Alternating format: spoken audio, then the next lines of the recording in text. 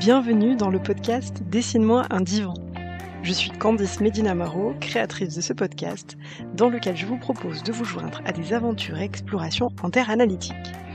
Chaque mois, je vais aborder une thématique qui va s'élaborer au fil d'épisodes hebdomadaires. Comme première thématique de cette première saison, nous commençons par le commencement, à savoir ce qu'est la psychanalyse et ce qu'elle n'est pas. Dans les 3 premiers épisodes, nous avons évoqué l'invention de la psychanalyse, le fait qu'elle n'est pas une thérapie, nous nous sommes demandé à qui elle s'adresse, et donc dans ce 4e et dernier épisode sur cette thématique, nous allons nous intéresser aux analystes. Vous êtes prêts ? L'aventure nous attend ? C'est parti ! Maintenant qu'on a parlé de celles et ceux qui viennent consulter, les analysants, comme l'a proposé Lacan, signifiant bien meilleur que patient, puisque l'analysante est celle qui est en train d'analyser et non celle qui est analysée, et encore moins celle qui est soignée, parlons maintenant des analystes.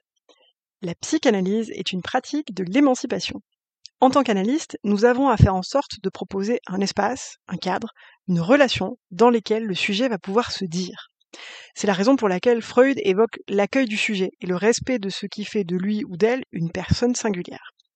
Et de fait, le travail que la personne qui consulte va mener lui revient pleinement, même si la demande apparemment formulée dit autre chose, qu'elle demande de l'aide par exemple, ou qu'elle demande qu'on lui dise quoi faire, et que souvent il s'agit de s'en remettre à l'analyste, à celle ou celui qui sait, du moins qui est censé savoir.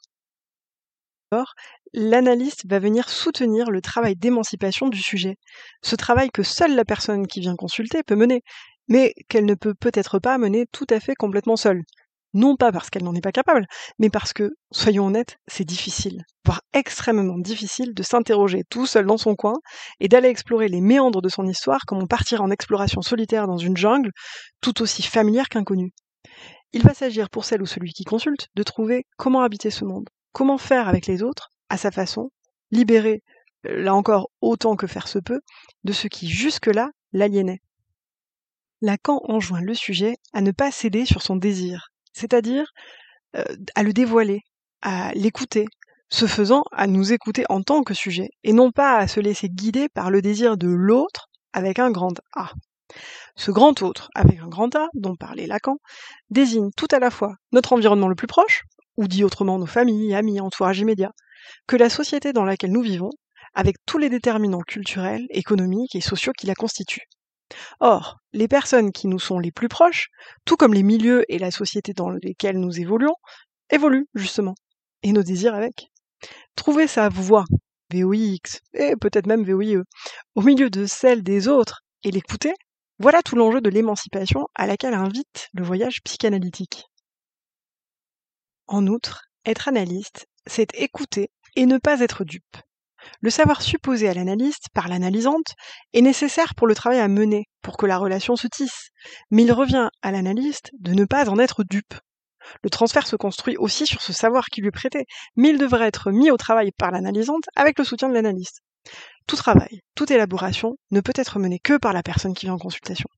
L'analyste, au fond, ne peut pas grand-chose pour l'autre, mais il peut proposer un cadre d'exploration et le tissage d'une relation qui étaye ce travail, à celle ou celui qui en fait la demande. En tant qu'analyste, nous avons à reconnaître avec la plus grande humilité que les manifestations psychiques, somatiques et les désirs des analysants et analysantes sont plus forts que nous. Nous pouvons les entendre, les interroger, inviter celle ou celui qui les porte à faire de même, mais il revient de plein droit et avec les pleins pouvoirs à celle ou celui qui les porte de se saisir des questions que l'on peut soulever. Nous sommes responsables du cadre que nous proposons et de l'éthique dans laquelle s'engage notre pratique, mais nous sommes bel et bien impuissants à pouvoir faire quoi que ce soit pour l'autre. Et c'est tant mieux. C'est bien beau, vous direz-vous, mais alors à quoi ça sert de faire une analyse si nous, les analystes, ne pouvons rien faire pour vous ? La psychanalyse, cette pratique du pas de côté, de l'écart, de la désaliénation, n'a pas vocation à rendre plus heureux. Elle a vocation à rendre plus soi, plus libre et créatif dans l'écriture de sa vie. Elle a vocation à proposer un lieu où une personne peut se dire, s'émanciper, retrouver sa responsabilité et sa dignité de sujet. Partir des manifestations pour en déplier et déployer le sens et les enjeux, voilà l'éthique dont se fonde la psychanalyse. Là où ça résiste, le sujet se dit. Et il est urgent de l'entendre, avec toute l'humilité de l'impuissance fondamentale, fondatrice, formidable et féconde qui est la nôtre en tant qu'analyste. Je reviendrai plus en détail sur la formation des analystes dans un prochain épisode.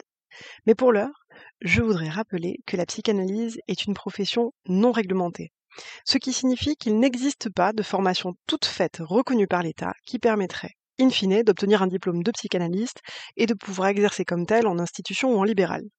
Pourquoi donc ? Parce que pour devenir analyste, il faut faire une analyse. C'est presque aussi simple que cela.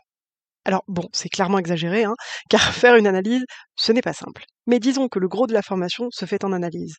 Et que, comme tout métier, être analyste, ça prend chaque jour en étant analyste. La psychanalyse, cette science de l'inconscient, pourrait-on dire, appelée tout d'abord psychologie des profondeurs par Freud, se veut justement une exploration des profondeurs de l'inconscient, pour faire émerger les sens enfouis, refoulés, cachés de notre éthique, à savoir notre manière d'être en parole et en geste, notre façon singulière et unique d'habiter le monde, et ce faisant, de se rapprocher le plus possible de sa vérité, tout aussi unique et singulière pour construire sa vie. Travail de déconstruction et de construction, de désaliénation et d'élaboration, il n'est jamais définitivement achevé, pas plus qu'on ne le sera un jour. C'est un voyage au cœur de nos profondeurs.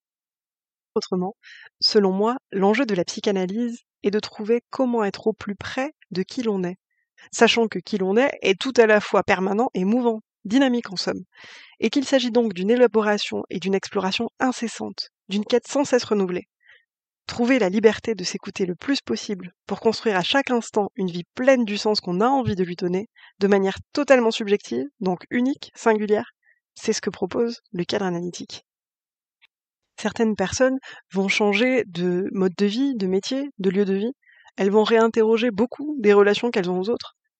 Pour d'autres personnes, ce sont dans des révolutions qui sont toutes intérieures et qui ne se traduiront pas forcément de manière très visible, qu'en articulant les désirs de leur vie, elles seront un peu plus libres, plus elles-mêmes, même si ça ne se verra peut-être pas tout à fait à l'œil nu. Je vous propose qu'on ponctue là-dessus, et d'ici la prochaine fois, je vous souhaite de belles explorations.